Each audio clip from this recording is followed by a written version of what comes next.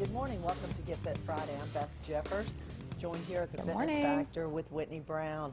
And we have been talking about working out in movement patterns, Right. not necessarily muscle groups like many of us old school people have been trained to do.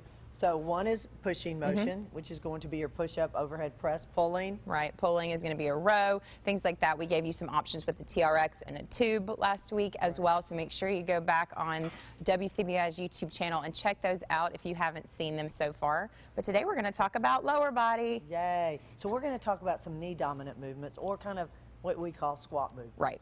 So if you see a knee dominant movement, you're going to think more squat based. And next week we're going to talk about hip hinges, which are more posterior chain based, more like hamstring glute work. So So today, kind of think front, right, back. exactly, absolutely. And so you're going to see our lovely model who's back for her third week in a row, Allison Webster, and she's going to start with our basic squat. So we sit back into our heels. You can even use a chair or a box if you're a beginner so that you kind of have an idea of where you're going. She's going to grab a weight and load it. These are some basic squat movement patterns. And then you'll see she slows down. It's kind of subtle, but she's doing what we call a tempo squat. So it's a lot of time under tension, which is a really great way to train, especially if you only have a couple weights at home or at the gym. It's a great way to slow your squat down. The next thing she's going to do is a split squat, what better known as a lunge to a lot of us.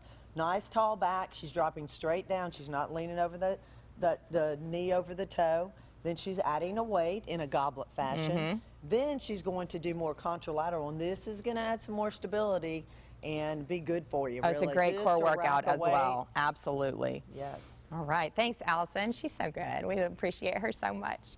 Well, we're going to talk about hip hinging next week, and you're going to be able to see the difference, or hopefully you'll spot the difference in a hip hinge and what we call a knee dominant stance. So thanks for tuning in this week, and guess what? We'll be back next week. Have a Finish great this week. up. Stay well.